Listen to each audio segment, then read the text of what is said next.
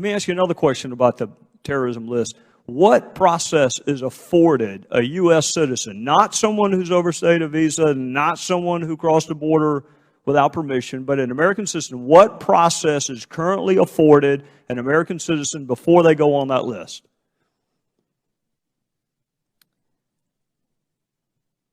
I'm sorry.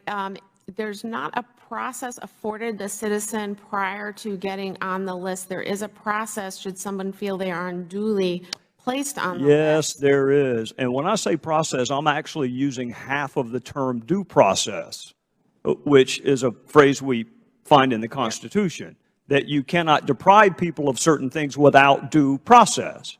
So I understand Mr. Good's idea, which is wait until your right has been taken from you, and then you can petition the government to get it back. I understand that that's his idea. My question is, can you name another constitutional right that we have that is chilled until you find out it's chilled, and then you have to petition the government to get it back? Is that true with the First Amendment? Sir, there are strict criteria before. That's not my question, ma'am. That is not my question. My question is, what process is afforded a United States citizen before that person's constitutional right is infringed? Then he's fine with doing it with the Second Amendment. My question is, how about the First?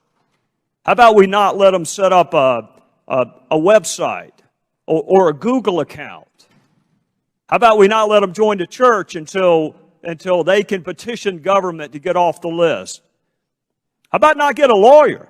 How about the Sixth Amendment? How about you can't get a lawyer until you petition the government to get off the list? Or my favorite, how about the Eighth Amendment?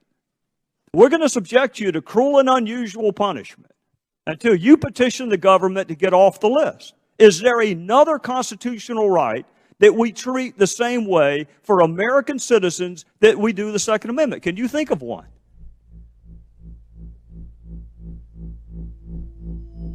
Can you think of one? I don't have an answer for you, sir.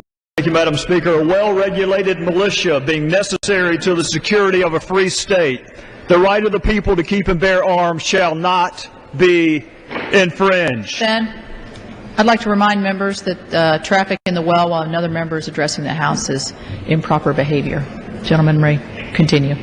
Thank you, Madam Speaker. The Second Amendment to our Constitution was drafted, debated, and ratified in precisely the same manner as the First Amendment, the Fourth Amendment, the Fifth, the Sixth, and other amendments our colleagues on the other side of the aisle find so sacrosanct. And consistent with this belief that liberty and the right to arm oneself are inextricably linked, it is settled law that our Constitution protects the right to travel. It protects the right to self-defense. It protects the right to defend the lives of others. Not once, Madam Speaker, but twice, the Supreme Court has held the right to keep and bear arms is a fundamental individual right, and those rights do not know any geographic boundary. Gentleman's correct. The House is not in order. Members, please take their conversations from the floor.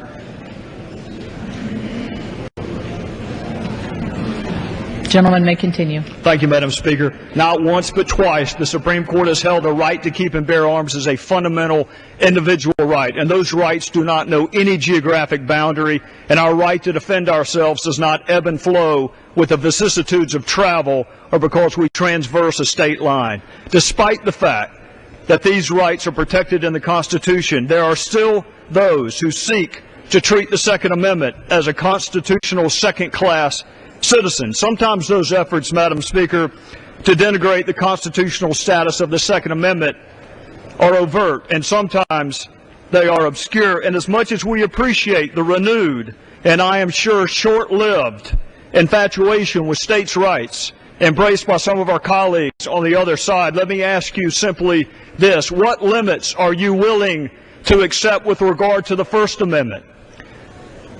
Does your state want reporters to have to pass a test so they can exercise their First Amendment? Do you want 50 different versions of freedom of religion? What about the Fourth Amendment? Is one state free to dispose of the exclusionary rule because it doesn't agree with it? Do we have 50 different versions of what's a reasonable search and seizure? What about the Fifth Amendment? Do we have 50 different versions of Miranda What about the Eighth Amendment? Are there 50 different versions of cruel and unusual punishment? We are delighted, Madam Speaker, to have our colleagues rediscover the beauty of the 10th Amendment and the concept of state rights. Eventually, we hope the same for the Second Amendment. This motion to recommit is offered to jettison the underlying bill and further relegate the Second Amendment to a constitutional scrap heap. All of these amendments were dealt with in committee, Madam Speaker, and the matters of state law classifications are just that, state law. The fact that certain state legislatures refuse to protect their citizens does not mean this body will refuse or abdicate its responsibility to defend the Second Amendment. This bill, Madam Speaker, H.R. 822, has 245 co-sponsors, more than half the members of this body, and it enjoys that wide and diverse support because it is emblematic of our forefathers' genius. They gave us the fundamental right to travel. They gave us the fundamental right to protect ourselves. They gave us the fundamental right to protect others. And they gave us the fundamental obligation to defend liberty. I urge my colleagues to oppose this motion, and I yield back the balance of my time.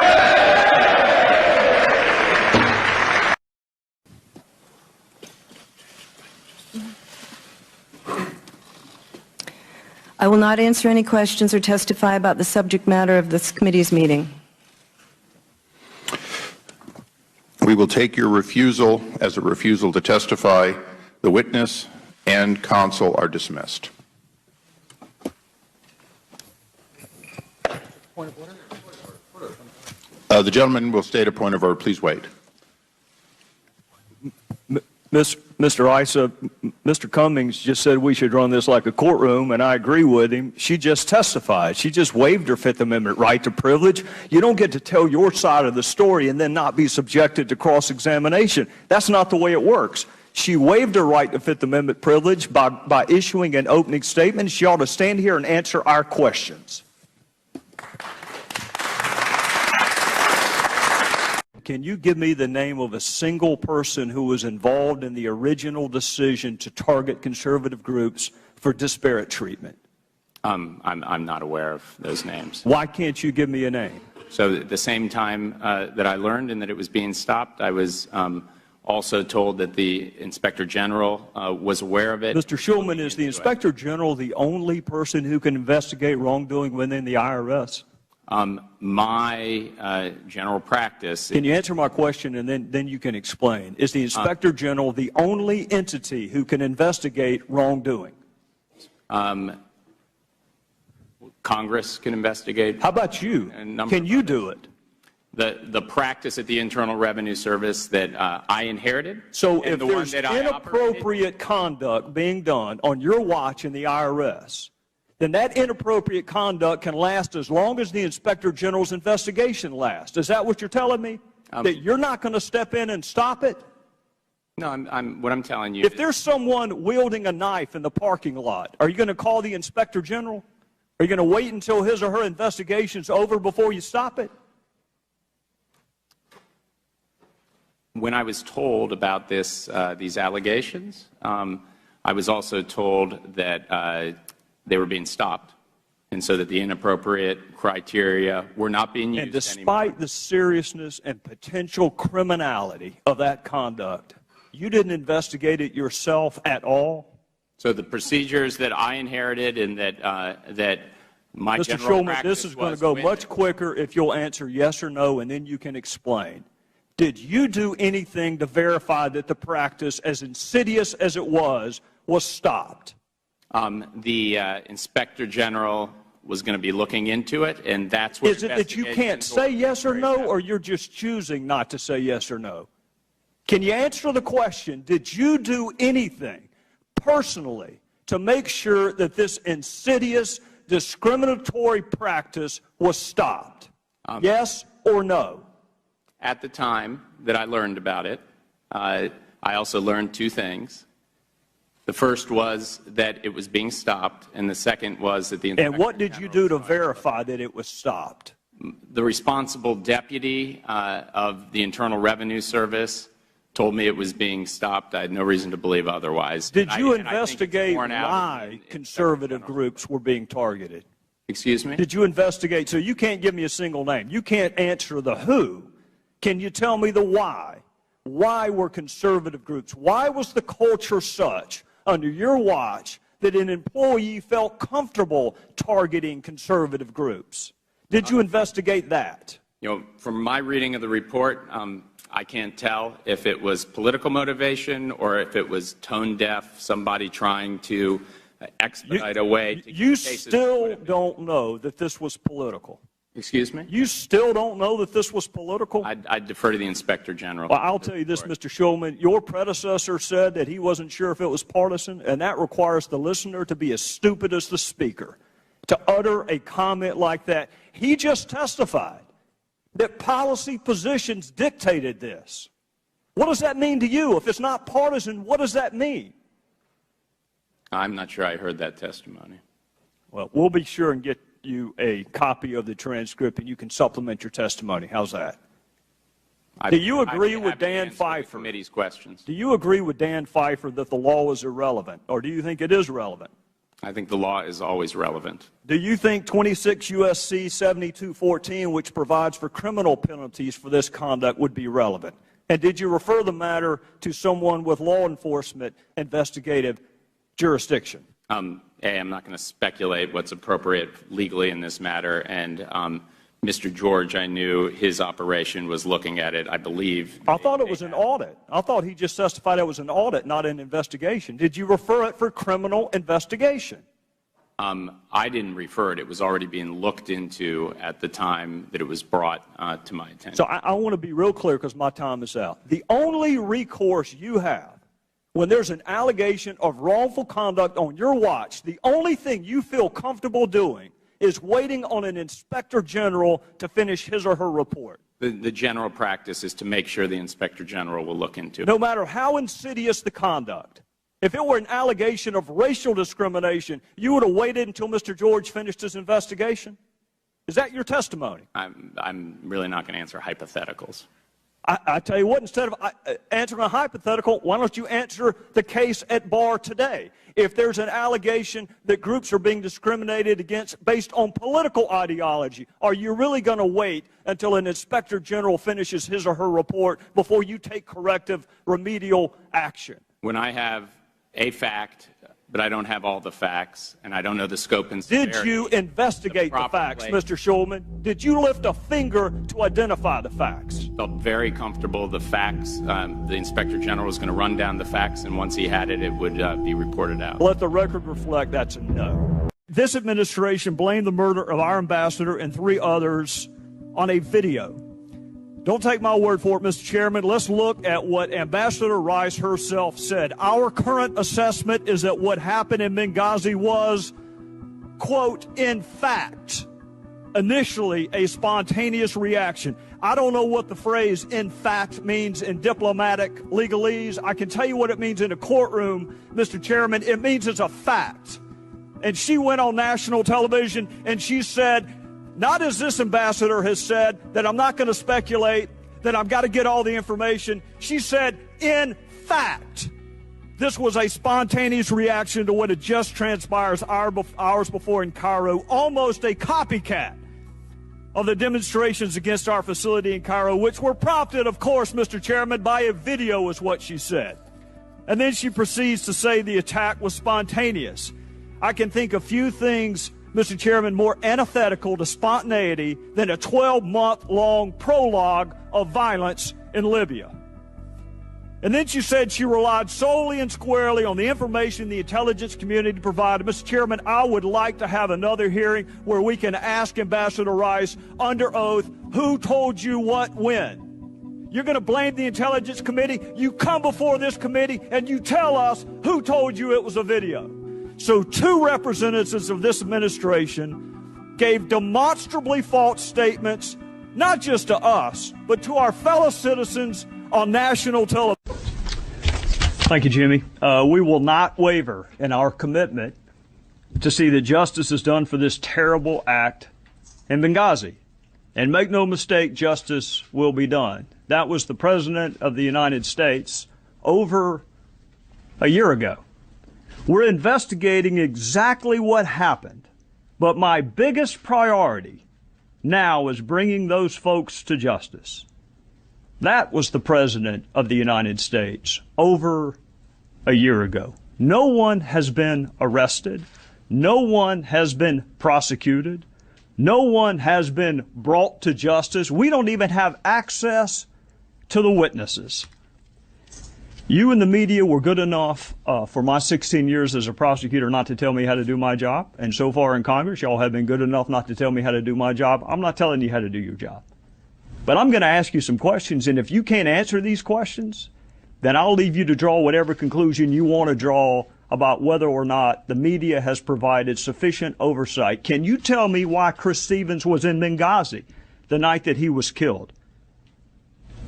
Do you know? Does it bother you whether or not you know why Chris Stevens was in Benghazi?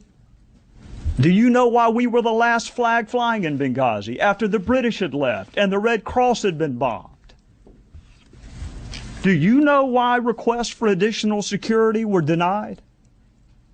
Do you know why an ambassador asking for more security days and weeks before he was murdered and those requests went unheeded? Do you know the answer to why those requests went unheeded? Do you know why no assets were deployed during the siege? And I've heard the explanation, which defies logic, frankly, that we couldn't have gotten there in time. But you know, they didn't know when it was going to end. So how can you possibly cite that as an excuse? Do you know whether the president called any of our allies and said, can you help? We have men under attack. Can you answer that? Do any of you know why Susan Rice was picked? The Secretary of State did not go. She says she doesn't like Sunday talk shows. That's the only media venue she does not like, if that's true. Why was Susan Rice on the 5 Sunday talk shows?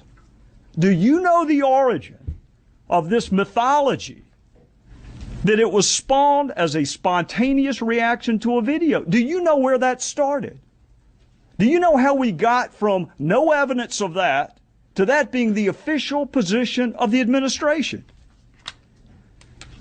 In conclusion, Congress is supposed to provide oversight. The voters are supposed to provide oversight. And you are supposed to provide oversight. That's why you have special liberties, and that's why you have special protections. I am not surprised that the President of the United States called this a phony scandal. I'm not surprised that Secretary Clinton asked, what difference does it make? I'm not even surprised that Jay Carney said Benghazi happened a long time ago. I'm just surprised at how many people bought it. This administration blamed the murder of our ambassador and 3 others on a video. Don't take my word for it, Mr. Chairman. Let's look at what Ambassador Rice herself said. Our current assessment is that what happened in Benghazi was, quote, in fact, initially a spontaneous reaction. I don't know what the phrase in fact means in diplomatic legalese. I can tell you what it means in a courtroom, Mr. Chairman. It means it's a fact. And she went on national television and she said, not as this ambassador has said, that I'm not going to speculate, that I've got to get all the information. She said, in fact, this was a spontaneous reaction to what had just transpired hours before in Cairo, almost a copycat of the demonstrations against our facility in Cairo, which were prompted, of course, Mr. Chairman, by a video, is what she said. And then she proceeds to say the attack was spontaneous.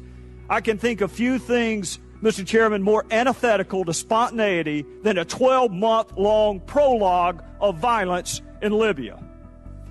And then she said she relied solely and squarely on the information the intelligence community provided. Mr. Chairman, I would like to have another hearing where we can ask Ambassador Rice under oath, who told you what when? You're going to blame the intelligence committee? You come before this committee and you tell us who told you it was a video. So 2 representatives of this administration gave demonstrably false statements, not just to us, but to our fellow citizens on national television.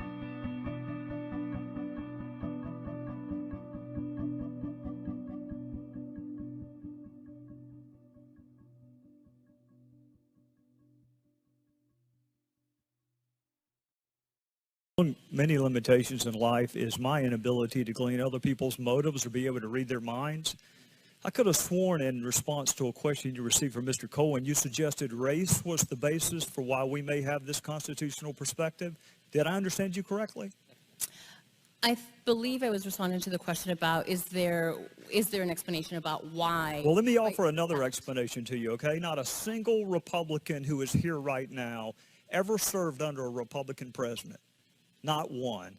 So I hope I do live long enough to hold a Republican president to the exact same standard that I'm holding this one. But for you to run to race as the explanation for why we hold the position that we do, Harry Reid had a very different perspective on recess appointments when there was a Texan in the White House, and none of us accused him of geographic discrimination. In fact, hell, for that matter, Senator Obama had a different perspective on executive overreach than President Obama, and nobody runs to race as an explanation for that. So I would just caution you to be careful when you try to import motives to people. Brett, did you hear the president say there was not a smidgen of corruption? I've heard that he said that, yes, sir. Ms. Garrison, did you hear the president say there was not a smidgen of corruption? And let me just translate that, because smidgen's not a legal term. I assume he meant scintilla, and I assume he meant criminality instead of corruption. How was he able to make that conclusion? Neither of you have been interviewed by the Bureau, have you? No, sir. And according to Mr. Sekulow, of his 41 clients, 3 have been interviewed, or 3 were asked to be interviewed. Right. Not interviewed yet. Okay. 0 of 41 have actually been interviewed. Correct. All right. So the president says there's not a smidgen of criminality or corruption. Do either of you remember seeing a witness named Lois Lerner sitting at the very table y'all are sitting at? Do you remember her invoking her Fifth Amendment privilege, the same privilege that she targeted some of your groups for trying to educate people about?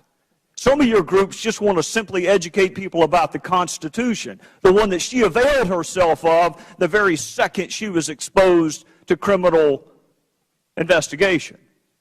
So how can the president say there's not a smidgen of criminality when Lois Lerner invoked the Fifth Amendment? 41 witnesses haven't been interviewed, including the 2 that are here right now.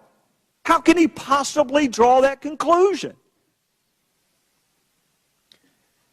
Good question. I wish one of the colleagues on the other side of the aisle would ask the president how in the world he concluded no criminality when Lois Lerner sat in front of them and invoked her privilege against criminality. How do you square that? I understand why she invoked her Fifth Amendment privilege. I don't understand why in the hell the President of the United States would prejudge an investigation I don't either. before any of your clients were interviewed, before either of these 2 victims, and I know you don't like that word, but I'm using it in the criminal sense of the word, before either of these 2 victims were interviewed. He has gone on national television. He has prejudged the investigation, and in my judgment has compromised the Department of Justice. Proceed. Thank you, Madam Speaker. Thank you, Your Honor. Madam Speaker, President Obama announced one of the largest extra-constitutional power grabs ever by a chief executive. He declared unilaterally that almost 5 million undocumented aliens will receive deferred action under some newfangled definition of prosecutorial discretion, Madam Speaker. Not only that, not only escaping consequences, he has decided to bestow benefits such as work authorization and immigration benefits. This, Madam Speaker, despite the fact that the very same president over 20 different times said he lacked the power to do what he just did. And he repeatedly said he's not a king. Now, Madam Speaker, his position may have changed after the election, I hasten to add, but the Constitution has not. That document is clear, time-tested, and true, and it says that this body passes laws, and it is the responsibility of the chief executive, Madam Speaker, to make sure that those laws are faithfully enforced. If this president's unilateral, extra-constitutional acts are not stopped, Madam Speaker, future presidents will no doubt expand that power of the executive branch and threaten the constitutional equilibrium. But Madam Speaker, this is not a fight between Republicans and Democrats. It's not even a fight. And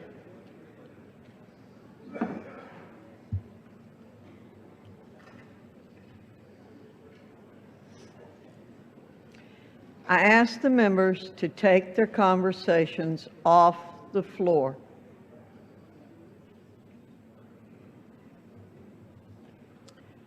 The gentleman will continue. Thank you, Madam Speaker. I'll back up in case they missed it. This is not a fight between Republicans and Democrats. It's not even a fight over immigration reform. This is a fight over whether this branch of government will ever find the courage to stand up for itself. The same document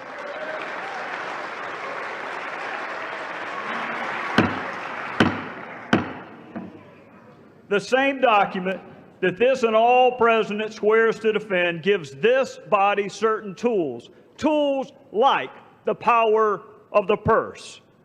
And it's about damn time we use that tool. So I would ask you to oppose this motion to recommit, support the underlying bill, and I would yield back my time.